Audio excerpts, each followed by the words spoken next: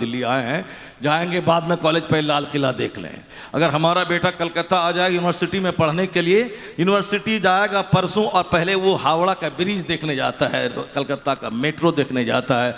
ज़रा मेट्रो देखें, ज़रा हावड़ा ब्रिज देखें, ज़रा नेशनल पार्क देख लें, ज़रा विक्टोरिया पार्क देख लें। जो चीज़ देखने की है कलकत्ता में अक्सर चीज़ें देखने वाली वही होती हैं। सड़क के किनारे पीली टैक्सी है तो साहब क्या को रेड़ी है, यही सब तो है कलकत्ता में। और कहीं कहीं वो हावड़ा ब्रिज एक है और नेशनल पार्क है। वो मेट्रो हिंदुस्तान का सबसे पहला मेट्रो, कलकत्ता का मेट्रो, चाहे जो भी रहे आप उसको तौहीन में समझेंगे। कलकत्ता शहर, कलकत्ता 4 महानगरों में एक है, बहुत बड़ा शहर है कलकत्ता। हमको तो बहुत पसंद है यहाँ आना, यहाँ रहना, यहाँ खरीद करना बड़ा अच्छा लगता है। क्योंकि गरीब परवर शहर है कलकत्ता, गरीब परवर शहर है। 5 रुपया रहे तो भी पेट भर के खाना खा लीजिए। जो काम चेन्नई में और बेंगलोर और बम्बई में ना हो वो सारा काम कलकत्ता में हो जाता है। किसी के घर में जाए तो पूरी और साहब वो कीमा और वो कबाब तो माशाअल्लाह ज़बरदस्त कलकत्ता का मशहूर है। तो मेरा बेटा पढ़ने आता है तो पहले हावड़ा ब्रिज देखता है। दरियाए नील, हिस्टोरिकल रिवर, जन्नती नदी, हिस्टोरिकल रिवर, यानी वर्ल्ड हिस्ट्री में जिसका एक नाम है दरियाए नील, दरियाए फुरात। जैसे इंडिया में है गंगा, जमुना, कावेरी, कोसी, ये सब दामोदर, ये सब इंडिया की मशहूर नदियां हैं। वर्ल्ड लेवल पे जिसकी शोहरत है वो है दरियाए फुरात, दरियाए नील। दरिया नील को तो सारे लोग जानते हैं। वो दरिया नील मिस्र में है, अजहर यूनिवर्सिटी के बाजू में है, वहीं से वो दरिया गुजरा है, वो नदी गुजरी है। और वहाँ दुनिया की सबसे बड़ी यूनिवर्सिटी अल-जामिअतुल अज़हर मिस्र है। 3 साल तक ताजुश शरिया वहाँ पढ़े मगर दरियाए नील नहीं देखा। अल्लाह समद, दरियाए नील नहीं देखा। सिर्फ किताब, हॉस्टल, क्लासरूम, इसके अलावा नील नहीं देखा। कोहे तूर नहीं देखा जो मिस्र में है, न कुतूर देखा न नील देखा, सिर्फ किताब देखा। क्योंकि मकसद था पढ़ना, उसी मकसद पे फोकस करते रहे। पढ़ना अगर मकसद हो तो आदमी सारी तवज्जो उसी पे केंद्रित कर देता है। और जब उस पर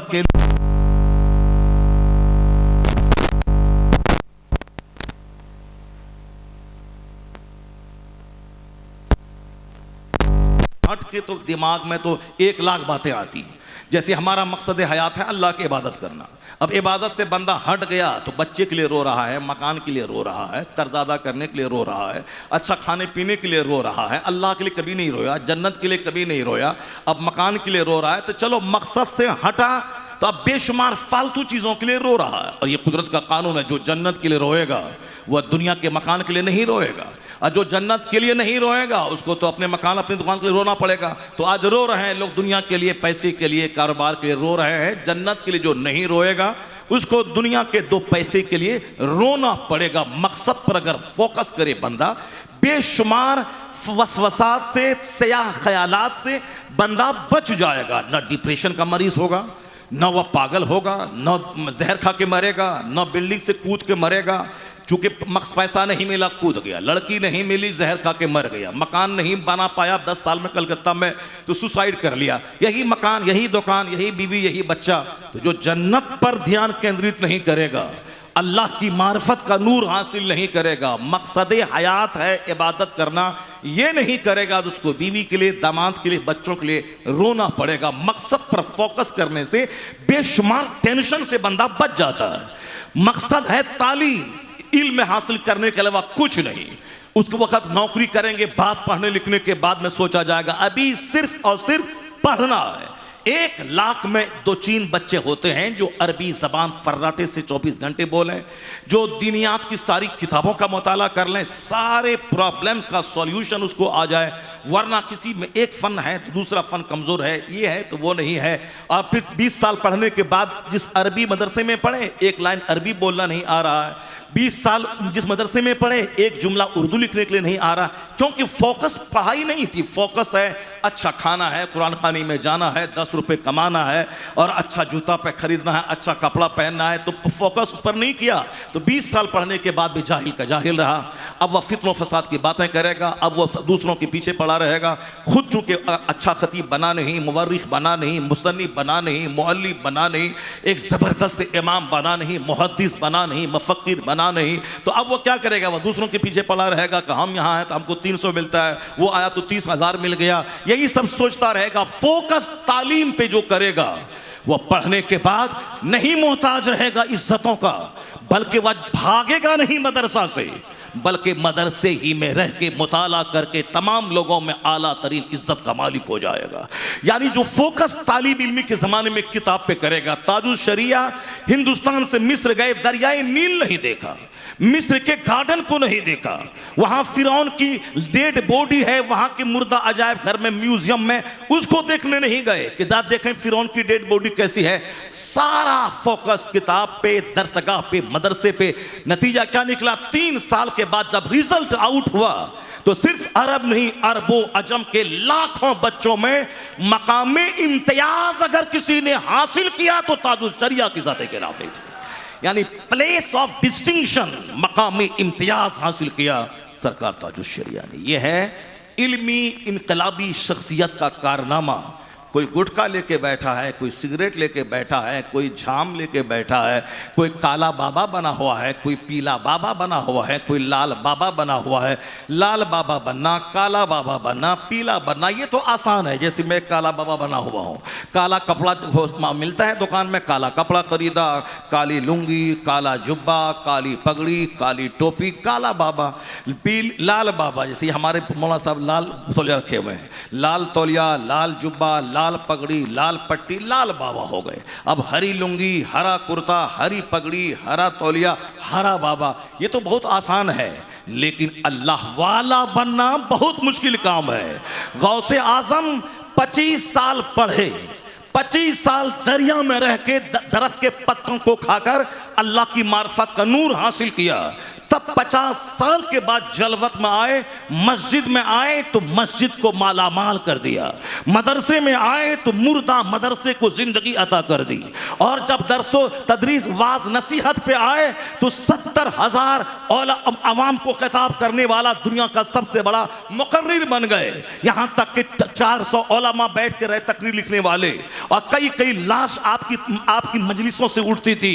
ये सारा काम कब हुआ? 25 साल पढ़े, 25 साल गढ़े जाके जंगल में दरख्त के पत्तों को खाकर, तब वो जिंदगी बख्श दी आपने इस्लाम को।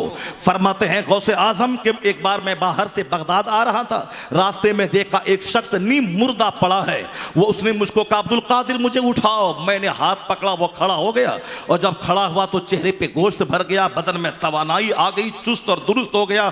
कहा उस आदमी ने पहचाना अब्दुल कादिर के मैं कौन हूं? कहा नहीं। कहा मैं तेरे नाना का दीन इस्लाम हूं, लोगों ने मुझे मुर्दा बना दिया था, अब्दुल कादिर तुमने मेरा बाजू थाम के मुझे जिंदगी अता कर दी, तूने जिंदा कर दिया।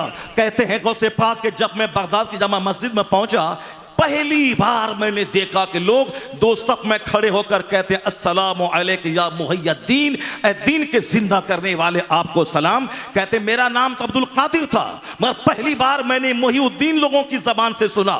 जो अब्दुल कादिर ईरान में पैदा हुए, ईरान छोड़ा रब के लिए, रात भर आंखों को जला के स्टडी की रब के लिए, 25 साल दरियाओं में दर्द के पत्ते खाकर सहराओं में रहे रब के लिए, और फिर जब जलवत में आए तो खिताब किया, रात रात भर 40 साल तक इशा के वजू से फजर की नमाज पढ़ी रब के लिए। बादशाह से लेके चपरासी के घर तक में तहज्जुद, इशराक, चाश, अवाबीन दाखिल कर दिया रब की खातिर। जब दीन को नई तवानाई जिंदगी मिली तो अल्लाह रब्बुल इज्जत का इनाम यह मिला, इन तंसुरुल्लाह यंसुरकुम, if you will help the religion of Allah, Allah will help you. अगर तुम अल्लाह के दीन की मदद करोगे तो अल्लाह तुम्हारी मदद करेगा। अब्दुल कादिर ने दीन को तकवीयत पहुंचाई तो अल्लाह ने अब्दुल कादिर को बगदाद से उठाया और वो शोहरत के आसमान पे पहुंचा दिया।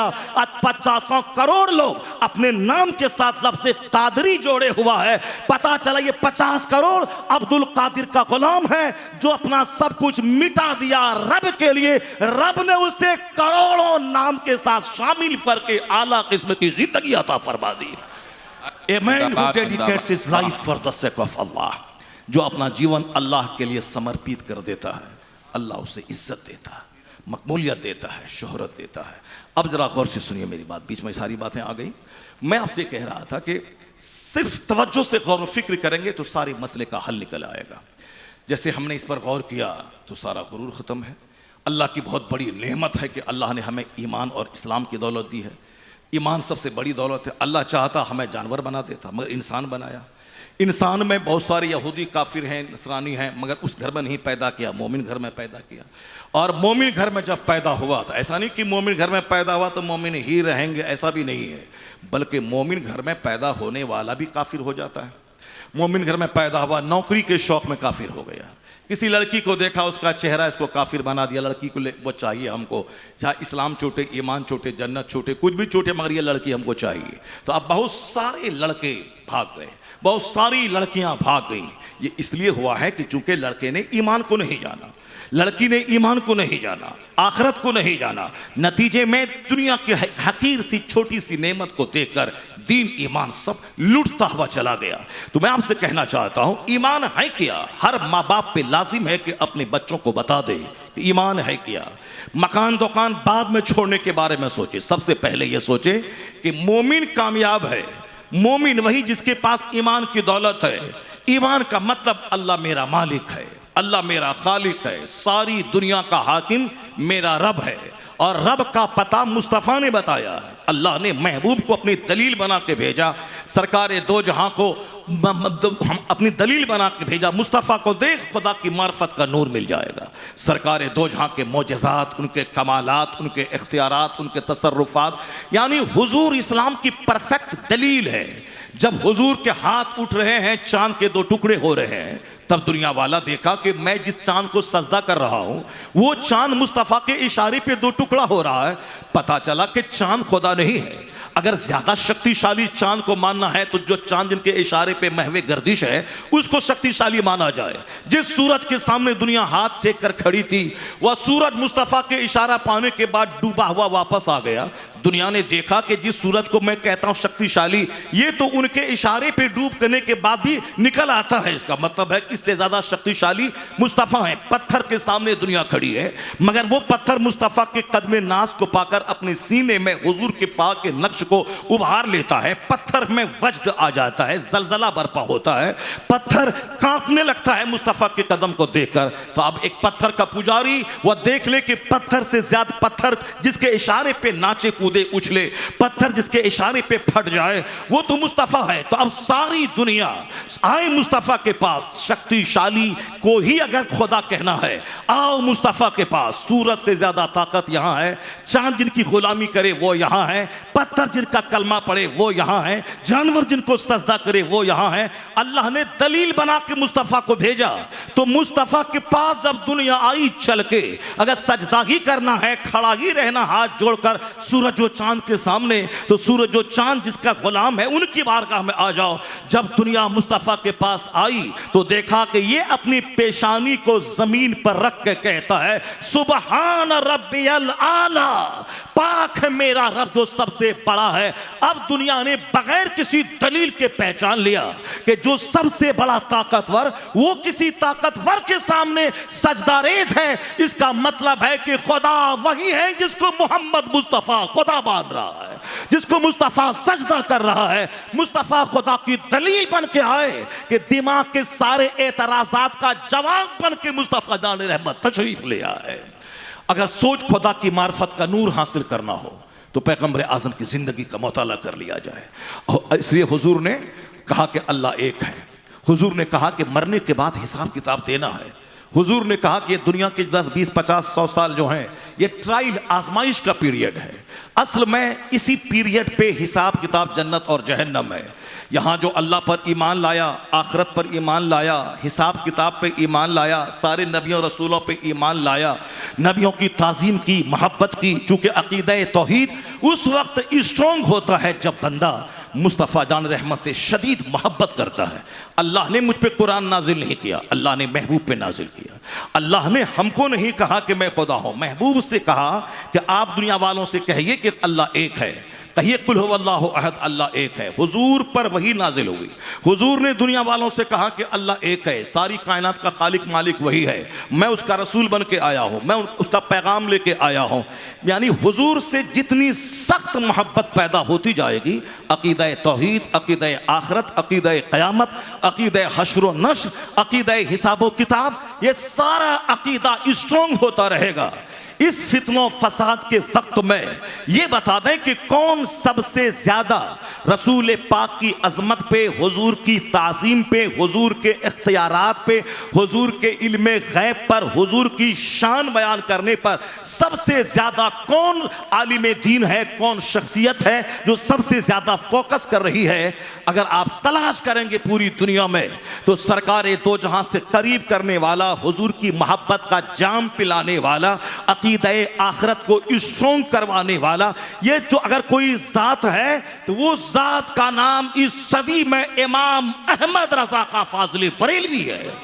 यानी जिसका रास्ता, जिसका तरीका, मसलक आला हजरत कहलाता है। इसीलिए आला हजरत ने सबसे बड़ा पैगाम दिया कि सारी दुनिया बनी है मुस्तफ़ा के सदक़े में। आसमान नहीं होता, ज़मीन नहीं होती, सूरज और चांद नहीं होते जब मुस्तफ़ा ना होते। साफ लफ्ज़ों में रज़ा ने कहा, वह जो न थे तो कुछ न था, वह जो ना हो तो कुछ ना हो, जान है वो जहान की जान है तो जान है। ये मुज़दलिफ़ा, ये मिना, ये अरफात, ये रमज़ान, ये कुरान, ये ज़कात, ये रोज़ा, ये हज, ये सारी बहारें जो मिली हैं मुस्तफ़ा के सदक़े में मिली हैं। हुजूर ने कहा कि अल्लाह एक है, हुजूर ने कहा क़यामत कायम होगी, हुजूर ने कहा कि हिसाब किताब होगा, हुजूर ने कहा जो ईमान लाएगा अच्छा काम करेगा जन्नत मिलेगी, जो ईमान नहीं लाएगा अच्छा काम नहीं करेगा उसके लिए दहकती हुई आग तैयार है। इसलिए आला हजरत ने सबसे ज़्यादा फोकस मुस्तफ़ा की मोहब्बत पे किया। हुजूर की ज़ात को बयान करना, सरकार की शान बयान करना, हुजूर पे होने वाले हमले को दूर करना। इसलिए ईमान अगर स्ट्रॉन्ग करना है इस सदी में, दूसरे के पास गए तो मुमकिन है कि आपका अकीदे आखिरत कमज़ोर हो जाए, अकीदे तौहीद कमज़ोर हो जाए, या तो किसी एक की मोहब्बत में राफिजी बन जाए, या दूसरे की मोहब्बत में खारिजी बन जाए, या फिर तहरिया बन जाए। लेकिन एक ज़ात तन्हा आला हजरत की है, जो भी उससे करीब हुआ वह तहरियत से बच गया, वह नजदियत से बच गया, वह कादियानियत से बच गया, वह राफिजियत से बच गया। आज गुजरात का बहुत सारा बापू आला हजरत की मुखालफत में राफिजी की गोद में जाके बैठ गया। हजरत अमीर मुआविया की मुखालफत में सिद्दीक अकबर को गाली देना शुरू किया। मौला अली की मोहब्बत के नाम पे शेखैन करीमैन की शान को घटाना शुरू किया। वो मसलक आला हजरत है कि अल्लाह का एहतराम, मुस्तफ़ा का एहतराम, सहाबा का एहतराम, अहले बैत का एहतराम, इमाम का एहतराम, गौस का एहतराम, ख्वाजा का एहतराम। बहुत सारे लोग हैं इस दुनिया में जो कहते हैं मैं एक अल्लाह पर यकीन रखता हूँ, मगर मुस्तफ़ा के बारे में जब तक अकीदा दुरुस्त न हो वो मोमिन कामिल नहीं हो सकता है। बहुत सारे हिंदू कहते हैं कि एक ईश्वर पे मैं विश्वास करता हूँ। बहुत सारे क्रिश्चियन यहूदी कहते हैं कि एक खुदा है, एक खुदा है। तो एक खुदा को मानने वाला उस वक्त तक राह रास्त पे न आएगा जब तक कि वह मुस्तफ़ा के साए में हुजूर की गाइडलाइंस की रोशनी में खुदा को ना माने। अब सवाल परफेक्ट मोमिन होने का है कि अल्लाह पर अकीदा तौहीद मजबूत है। मगर दूसरा सवाल होगा, ये बता मुस्तफ़ा के बारे में तेरा क्या कहना है। बेशुमार लोग हैं जो कलमा पढ़ते हैं मगर नबी को कहते हैं इनको पीठ के पीछे की खबर नहीं है, इनको इल्म गैब नहीं है, ये अपने बदन की बैठी मक्खी को नहीं भगा सकते हैं। सरकार को अल्लाह ने तसरुफात का मालिक बनाया, वो इशारा करें तो डूबा सूरज पलट आए, और ये कहते हैं कि मक्खी बदन पे बैठे तो मक्खी नहीं भगा सकते हैं। ये बेइख्तियार हैं। तो अल्लाह पर यकीन है, मुस्तफ़ा का कलमा भी पढ़ते हैं, मगर हुजूर की जो शान है उस शान को घटाना, एक आम इंसान की तरह हुजूर को साबित करना इनका मशगला है। तो परफेक्ट मोमिन होने के लिए अकीदा तौहीद का मजबूत होना ज़रूरी है। रसूल पाक की ताज़ीम, रसूल पाक का अदब ज़रूरी है। अब रसूल पाक का अदब है मगर सहाबा की गुस्ताखी करना है। अब फिर सवाल पैदा होगा कि सहाबा के बारे में क्या अकीदा है। बहुत से लोग हैं मौला अली का नाम लेते हैं मगर जो सबसे पहले खलीफा है उसकी शान में तौहीन करते हैं। तो अहले बैत की मोहब्बत ही सब कुछ नहीं है।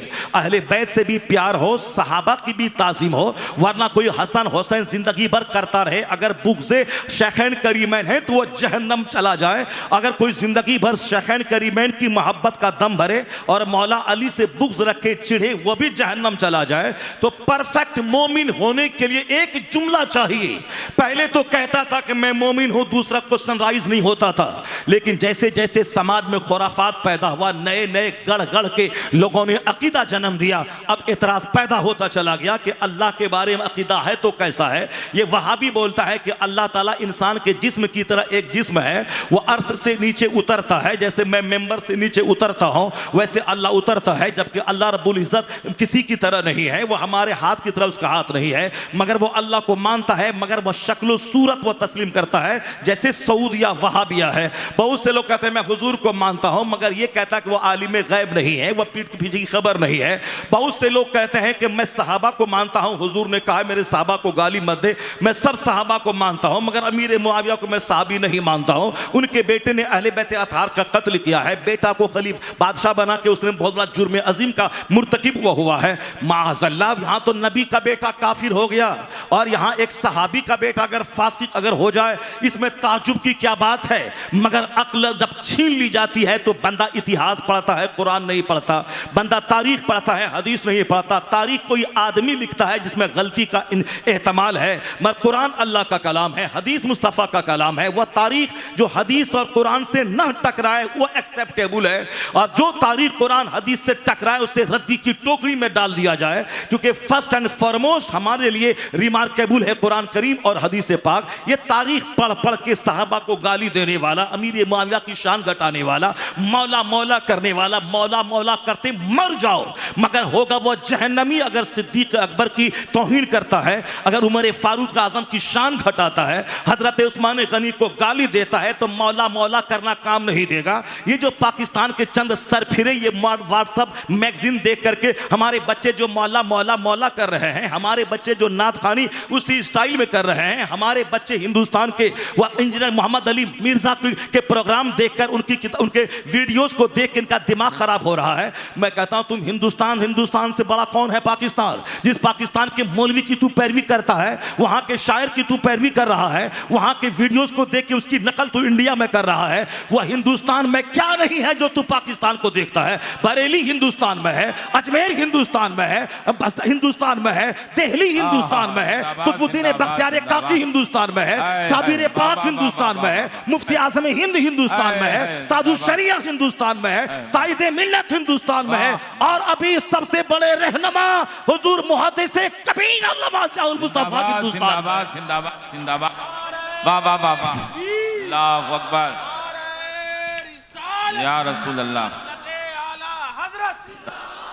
हमारे बच्चों का दिमाग खराब हुआ। ये पाकिस्तान में देखता है मौला मौला मौला, ये सब मौला मौला शुरू कर दिया है। मौला मौला मौला मौला अली हैं, मगर वो जो पाकिस्तानी बोलता है वो सिद्दीक अकबर की शान घटाने के लिए बोलता है, और जो हमारे लोग होते हैं वो राफिजियों के चक्कर में मौला मौला कर रहे हैं। मौला भी होगा, सिद्दीक अकबर पहले सिद्दीक अकबर की शान बयान होगी, खलीफा अव्वल है वो, उमर फारूक खलीफा दोम है, उस्मान गनी खलीफा सोम है, मौला अली खलीफा चहरुम है। सिद्दीक अकबर सबसे अफजल, उमर फारूक अली से अफजल, उस्मान गनी अली से अफजल, और फिर मौला अली बाकी सारे सहाबा से अफजल।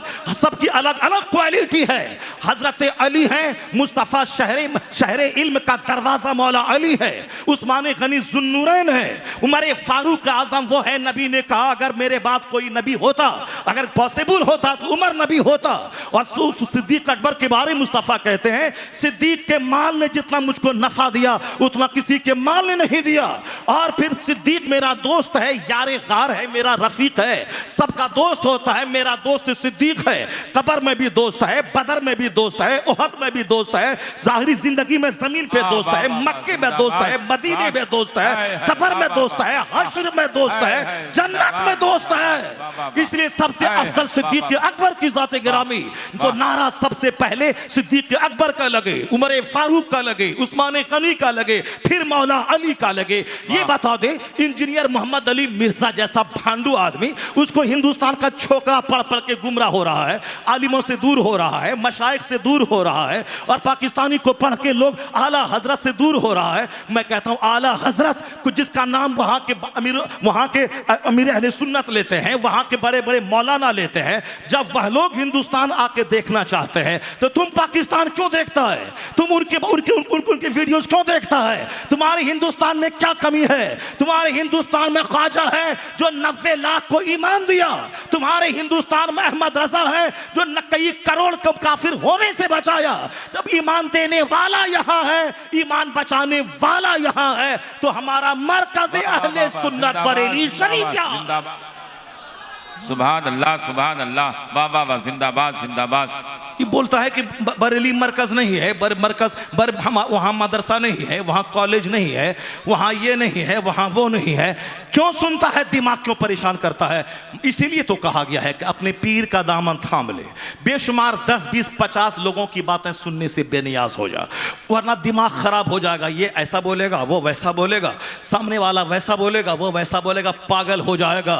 क्यों नहीं ताजुश शरिया का दामन मजबूती से थाम लेता कि मेरा पीर ताजुश शरिया उनके मसलक, उनके मौकिफ की जो तायीद करेगा वही मेरा रहनुमा है, उससे हट के मैं कुछ नहीं मानूंगा। जिस तरह आला हजरत लाजवाब, हुज्जतुल इस्लाम लाजवाब, मुफ्ती आज़म हिंद लाजवाब, मुफस्सिर आज़म हिंद लाजवाब, तो आला हजरत के मिशन को आगे बढ़ाने वाला ताजुश शरिया लाजवाब, आज उनका शहजादा कायदे मिल्लत लाजवाब। तो रहनुमाई एक रहनुमा से हासिल कर 50 के पास जाएगा तो पागल हो जाएगा। तो मिर्जा को पढ़ेगा कि ताहिरुल कादरी को पढ़ेगा कि इलियास कादरी को पढ़ेगा, किसको पढ़ेगा? शाकिर को मानेगा, शाकिर नूरी को मानेगा कि ताहिरुल कादरी को मानेगा, इलियास कादरी को मानेगा, पागल हो जाएगा। इसलिए किसी सबसे दिमाग मोड़कर मसलके आला हजरत का मुताला कर, जो बरेली से मिलेगा अकीदा उसको पहचान ले। ईमान बचेगा, ईमान बचा तो दुनिया मिले ना मिले जन्नत तेरी तकदीर में लिखी जाएगी। ईमान सलामत, सब कुछ सलामत है। ईमान अगर नहीं है तो कुछ हमारा हिंदुस्तान। नारे तकबीर, नारे तकबीर, नारे रिसालत, नारे रिसालत। बस्ती बस्ती कहिया कहिया, बस्ती बस्ती कहिया कहिया। ताजुश शरिया, ताजुश शरिया, इल्म का दरिया, फैज का दरिया, ताजुश शरिया, ताजुश शरिया। मेहमान काबा कौन बना? मेहमान काबा कौन बना? ताजुश शरिया, ताजुश शरिया। मौलाना ज़हरे जिंदाबाद। एक तरफ ये लोग दिमाग खराब किए, इंजीनियर डॉक्टर दिमाग खराब किया हुआ है। हम कहते हैं कि जो आदमी सर्जन नहीं है वो सर्जरी करेगा तो मरीज की जान तो खतरे में पड़ जाएगी। अब मौलाना का काम इंजीनियर कर रहा है और इंजीनियर वाला काम मौलाना करेगा तो वो तो पुल टूटेगा ही, मोरबी वाला, वो तो आदमी मरेगा ही, नदी में गिरेगा ही। और इंजीनियर करेगा मौलाना वाला काम और मौलाना करेगा इंजीनियर वाला काम, तो खतरे में जान भी पड़ेगी, खतरे में ईमान भी पड़ेगा। इसे जो जिस फील्ड का एक्सपर्ट है उस एक्सपर्ट से इल्म हासिल कर, उस एक्सपर्ट की कदर कर। तो इस दौर में इल्म दीन का एक्सपर्ट पूरे हिंदुस्तान और पाकिस्तान बांग्लादेश में सबसे बड़ा एक्सपर्ट ताजुश शरिया के बाद आज अगर कोई है तो 2 घंटे के बाद तेरे सामने आने वाला है, वही पूरे हिंद पाक और बांग्लादेश का सबसे बड़ा इल्म का एक्सपर्ट आने वाला है। सुभान अल्लाह। सबसे बड़ा एक्सपर्ट मुहद्दिस कबीर है जो इस वक्त में नायब काज़ी क़ुज़ात फिल हिंद है। ये जो कहें उसको हर्फ आखिर समझ लें, या जो बोलें उसको मसलके आला हजरत समझें। ये अल्लाह का शुक्र है कि 95 साल उम्र होने के बाद भी जो 25 साल का जवान जो आज बैठ के नात पढ़ता है और 25 साल का जवान जो आज किताब देख के नात पढ़ता है और 1 घंटा नात पढ़ता है तो हाँफने लगता है, उन लोगों के लिए मॉडल हैं मुहद्दिस कबीर जो 95 साल की उम्र में 1.5 घंटे तक खड़े होकर खिताब करते हैं। ये 60 साल वाला बिस्तर पे पड़ा हुआ है, ये 95 साल का आदमी ये 1.5 घंटा खड़े होकर खिताब कर रहा है। जो साल में 1 बार तकरीर करता है, मोदी जी आधा घंटा 1 घंटे में 5 बार पानी पीता है, और ये 95 साल की उम्र में 1.5 2 घंटे खड़े होकर किताब करता है। न किताब देखते हैं न पानी पीने की नौबत आती है। आखिर ये कौन ताकत है? वहां वो थक जाता है इसलिए कि वो गलत झूठ बोलता है और ये कुरान हदीस बोलता है। मुहद्दिस कबीर के पास हदीस की ताकत है जो 95 साल में 18 साल के जवान की तरह ताकत बरकत पाता है। सुभान अल्लाह, जो झूठ सुभान बोलेगा, अल्लाह। जो गीबत करेगा, जो चुगलखोरी करेगा, जो दूसरों के टोह में लगा रहेगा, जो हमेशा गंदी फिल्में देखेगा, उसकी निगाह कमजोर होगी, उसका बदन कमजोर होगा, वो शादी से पहले हिजड़ा हो जाएगा और शादी के बाद भी अपनी बीवी के काबिल नहीं रह जाएगा। इसलिए गुटखा खाना, झूठ बोलना, गीबत करना, औरतों के पीछे पड़ा रहना, दूसरों की बहू बेटी पे बुरी निगाह डालना, मोबाइल में गंदी तस्वीरें देखना और गंदी फिल्में देखना, ये सब आंख के लिए ये सारा काम दुश्मन है। सेहत के लिए दुश्मन है, सीने के लिए दुश्मन है, कुव्वते बाह के लिए दुश्मन है, आने वाली नस्लों के लिए दुश्मन है। क्योंकि जब बाप सिनेमा देखेगा, गुटखा खाएगा, बुरी फिल्में देखेगा, दूसरों की बहू बेटी को गली कुचे में सूंघता रहेगा, उसका बेटा तो महाचोर और महापापी हो जाएगा। क्योंकि ऐसा दुनिया में नहीं होता है कि माँ रहे फिल्में देखने वाली, नाचने वाली, अब बेटा नमाजी शरीफ पैदा हो जाए, बाप रहे गुटखाखोर बेनमाजी और बेटा उसका वली पैदा हो जाए। नहीं होता इस दुनिया में। कुदरत के कानून के हिसाब से दुनिया चलती है।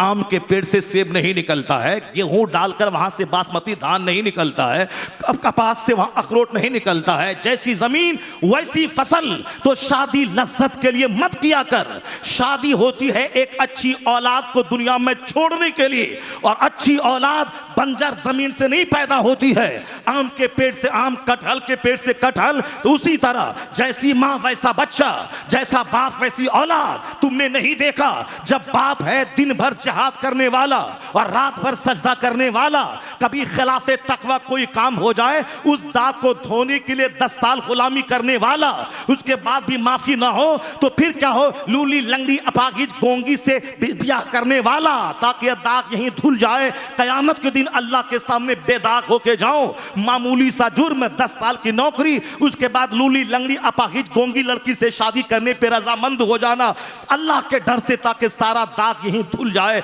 कयामत के दिन में बेदाग होके जाओ। जब बाप ऐसा लाजवाब हो कि रात उसकी लाजवाब, दिन उसका लाजवाब, तकवा लाजवाब, और माँ इसी की लूली लंगड़ी अपाहिज। बाप ने कहा था वह हुस्न जमाल की मुजस्समा। लूली इसलिए कि हाथ से कोई गलत काम ना हुआ, पांव से कोई गलत काम ना हुआ, जबान से कोई गलत बात नहीं निकली, और फिर पूरा बदन गुनाहों से सेफ है। जब माँ ऐसी हुई और बाप ऐसा लाजवाब हुआ, तब दोनों के मिलन से जो फसल पैदा हुई है वो ऐसी लाजवाब फसल कि दुनिया में कयामत तक के सारे वलियों का सरदार अब्दुल कादिर जिलानी की शक्ल में दुनिया बच्चा पैदा हुआ है। जब बाप होते सैयद गयासुद्दीन जैसा लाजवाब, और माँ रात भर मुसल्ले पे बैठकर जिक्र अस्कार करने वाली, और रात के 12 बजे के बाद पेट से कलमा शरीफ की आवाज सुनने वाली। तो फिर उसी कोख का जब बच्चा पैदा हुआ, वह बच्चा 90 लाख काफिरों को कलमा पढ़ाने वाला मोइनुद्दीन अजमेरी पैदा होता है। जब बाप हो मुफ्ती नकी अली खां और माँ हो तहज्जुद गुजार, तब बेटा अहमद रजा खां पैदा होता है। और जब बाप मुजद्दिद आजम और फिर माँ तहज्जुद गुजार, तब बेटा मुफ्ती आजम हिंद जन्म लेता है।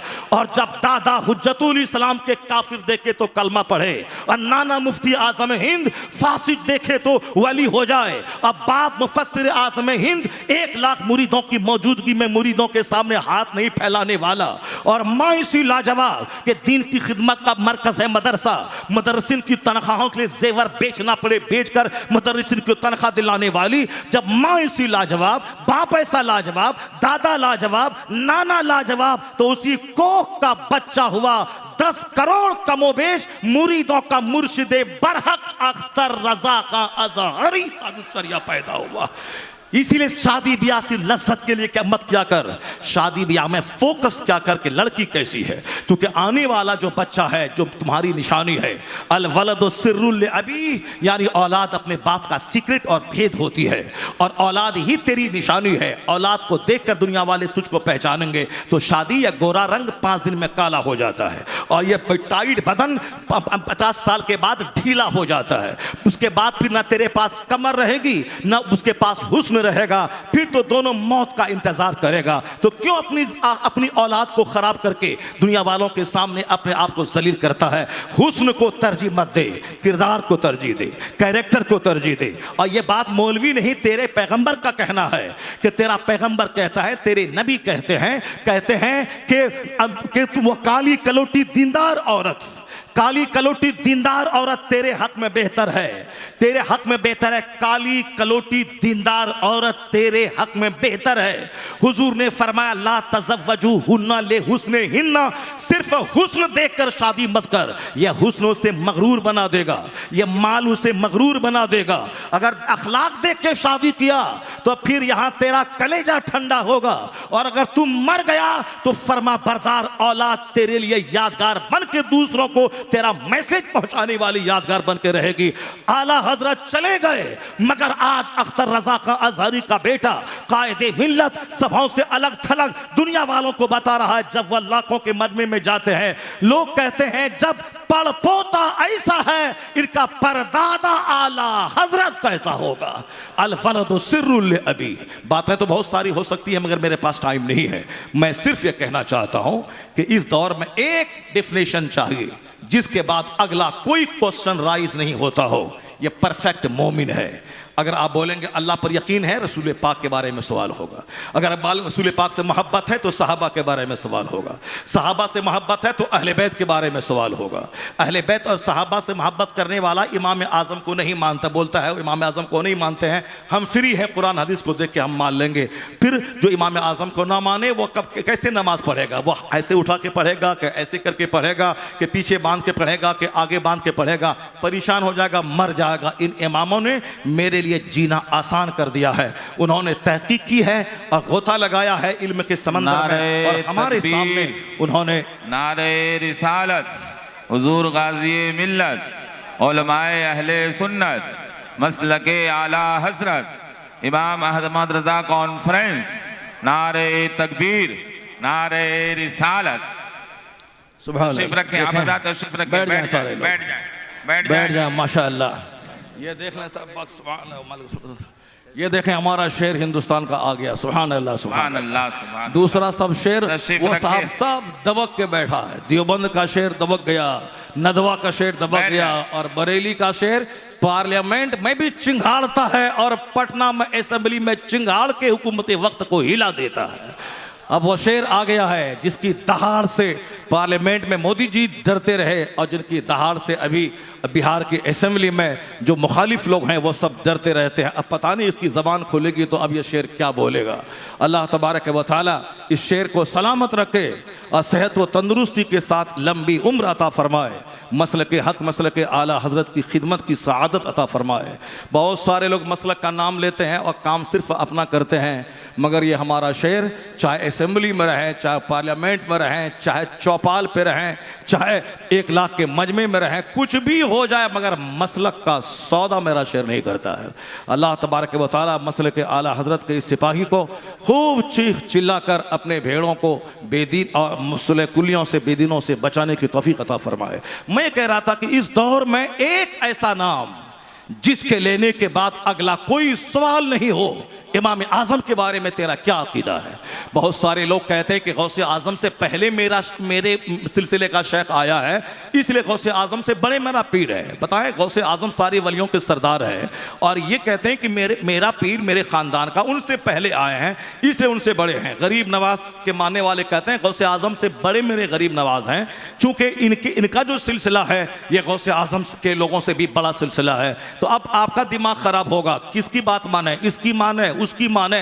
इसलिए ना अली मोहम्मद अली इंजीनियर मोहम्मद अली मिर्जा की माने, ना किसी ताहिरुल कादरी की माने, ना किसी अमीर अहले सुन्नत की माने, खुद साख्ता अमीर अहले सुन्नत की बात अगर माने तो सिर्फ आला हजरत की माने, बात माने मुफ्ती आजम हिंद की माने, बात माने ताजुल शरिया की माने, और आज के दौर में बात माने हुजूर मुहद्दिस कबीर अल्लामा ज़ियाउल मुस्तफ़ा की माने। मैं कहना चाहता हूँ एक नाम है जिसके बोलने के बाद दूसरा कोई क्वेश्चन राइज हो ही नहीं सकता है। वह नाम है क्या? वह नाम है मसलके आला हजरत। अगर किसी से पूछा कि तू किसका फॉलोअर है, अगर वह मसलके आला हजरत का नाम लेता है, इसका मतलब है कि अकीदे तौहीद मजबूत है, अकीदे रिसालत मजबूत है, अकीदे सहाबा मजबूत है, अकीदे अहले बैत मजबूत है, अकीदे अइम्मा सलामत है, अकीदे औलिया सालिहीन सलामत है। तो एक नाम है रजा का, जिसमें क़ज़ा का अदब, मुस्तफ़ा का अदब, अहले बैत का अदब, सहाबा का अदब, अइम्मा का अदब, औलिया का अदब, सारा अदब शामिल है। उसी का मजमुआ मसलके आला हजरत है। मसलके आला हजरत की रस्सी को मजबूती से थामे रखें, इसी मसलक पर मजबूती से अमल करें। ईमान सलामत है तो कभी माल के लिए चेहरा मैला मत करें। कुरान शरीफ में आया है कि अगर ये माल बहुत बड़ी चीज अगर होती तो अल्लाह ताला काफिरों को एक घोंट पानी तक नहीं देता। यह हदीस पाक में आया है। और कुरान शरीफ में आया है कि अल्लाह तबारक व तआला काफिरों को इतनी दौलत दे देते, अगर दौलत को देखकर सारे लोग काफिर ना हो जाते। वलौला अन यकून अन्नासु उम्मतन वाहिदा लजअलना लिमन यकफुरु बिर्रहमान लिबुयूतिहिम सुक़ुफम मिन फिद्दा व मआरिजा अलैहा यज़हरून। अल्लाह कहता है अगर सारे लोगों के काफिर होने का चांस नहीं होता तो हम अपने मुनकिरों को इतनी दौलत देते, उनके मकान की छतें चांदी की बना देते, उनके मकान की सीढ़ियां चांदी की बना देते। ला जअलना लिमन यकफुरु बिर्रहमान लिबुयूतिहिम सुक़ुफम मिन फिद्दा व मआरिज अलैहा यज़हरून। पैसा के चलते आपके बच्चे ईमान बेच रहे हैं, लड़की के चलते आपके बेटे ईमान से भाग रहे हैं, पैसा और जवानी के जज्बात में बहकर आपकी बेटियां काफिरों के साथ भाग रही है। मकान, दुकान, इंजीनियर, डॉक्टर के चर्चा बाद में होगा। सबसे बड़ा फर्माबरदार, वफादार, खैरखा बाप वो है जो किराए के घर में बच्चों को छोड़ दे मगर ईमान की दौलत उसको देके चला जाए। इसीलिए इंजीनियर, डॉक्टर साहब, मिनिस्टर और डीएम, एसपी की बात बाद में होगी। पहले, सबसे पहले बच्चे की घुट्टी में इस्लाम और ईमान पिला दें ताकि कोई लड़की का हुस्न उसके ईमान को चुरा ना पाए और कोई नौकरी का शौक उसके ईमान को लूटने ना पाए। इसीलिए अल्लाह ने इस आयत में खोल के बता दिया अगर सारे लोगों के काफिर होने का चांस नहीं होता तो हम अपने दुश्मनों काफिरों को इतनी दौलत दे देते, उनके मकान की छतें चांदी की बना देते, उनके मकान की सीढ़ियां चांदी की बना देते, उनके मकान के दरवाजे और फर्नीचर वाले बयूतहिम अबवाबन व सुरुरन अलैहा यत्तक़ून व ज़ुख़रुफ़ा। उनके घरों के दरवाजे, उनके घरों के फर्नीचर हम सब चांदी की बना देते। ज़ुख़रुफ़ का माने गोल्ड भी होता है, ज़ुख़रुफ़ का माने ऑर्नामेंट यानी सजावट भी होता है। अल्लाह कहता सोने, चांदी और आराइशों से सजा देते काफिरों का घर। अगर ऐसा कर देते तो सारे लोग इसको देख करके काफिर हो जाते। इसलिए मैंने नहीं किया ऐसा। अगर ऐसा कर भी देता तो आगे कर फरमाता अल्लाह वाइन कुल्लु ज़ालिका लम्मा मताउल हयाती दुनिया। अगर हम सोने का घर भी काफिरों को बना देते तो कितने दिन तक वह इस घर में रहता? कितने दिन तक? 50, 60, 70 साल, उसके बाद खरबों साल, बेगिनती साल कहां रहेगा? मरने के बाद का एक दिन 50,000 साल के बराबर है आखिरत का। तो अल्लाह कहता है वल आखिरतु इंदा रब्बिका लिल मुत्तकीन। आखिरत की सारी रहमतें, सारी भलाइयां, सारी जन्नतें मुत्तकीन के साथ में है। तो इस दुनिया में ईमान बचा के रहा, गुनाहों से अपने आप को बचा के रखा। 70 साल 1 सेकंड है तो 1 सेकंड सब्र करना, काफिरों के जुल्म पे सब्र करना, पड़ोसी के हसद पे सब्र करना, माल की किल्लत पे सब्र करना, बीमारी पे सब्र करना, अपना घर ना हो तो सब्र करना और बाल बच्चे ना हो तो भी सब्र करना। 70-80 साल सब्र करना 1 सेकंड है। 1 सेकंड सब्र के साथ गुजार देना, ईमान बचा के रखना, तो जैसे मौत आएगी जन्नत की सारी बहारें अल्लाह तुझको अता फरमा देगा। वल आखिरतु इंद रब्बिका लिल मुत्तकीन। आखिरत की सारी भलाइयां, सारी बरकतें मुत्तकीन के साथ खास है। आखिरत इतना जबरदस्त टॉपिक है, कई बंदा डिप्रेशन का शिकार नहीं होगा, कभी वो जहर नहीं खाएगा, कभी वो ऊपर से नहीं कूदेगा। सब्र सब्र सब्र, और सब्र हमेशा जिंदा रहता है और जुल्म हमेशा मरने के लिए पैदा हुआ है। नमरूद आज जिंदा नहीं है मगर जनाब इब्राहिम आज जिंदा है।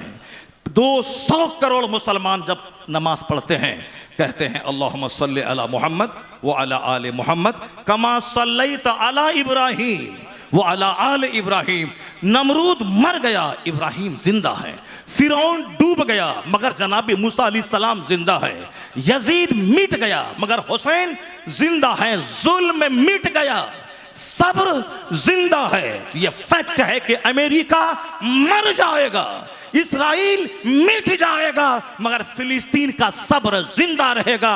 किबले अव्वल आजाद होगा, फिलिस्तीन आजाद होगा, पूरी दुनिया में एक काफिर नहीं बचेगा, एक मजहब मजहब इस्लाम होगा, एक मसलक मसलक अहले सुन्नत व जमात रहेगा। मुस्तफ़ा सच्चे, मुस्तफ़ा की बात सच्ची। एक यहूदी भी भागकर किसी दरख्त की पनाह लेगा, फयकूलु शजर, दरख्त बोलेगा यहूदी युनवराई, यहूदी मेरे पीछे है, या तो कत्ल किया जाएगा या कलमा पढ़ के मोमिन बनेगा। तो जुल्म मिट जाएगा, सब्र जिंदा रहेगा। जिन लोगों ने सब्र किया है फिलिस्तीन में 70 साल से, आज उनको हमारी तरह शक नहीं है इस्लाम में। वह सूखी रोटी चूर चूर करके खाती है और ये फिलिस्तीन छोड़ने का मशवरा अपने शौहर अपने बेटों को नहीं देती है। इसी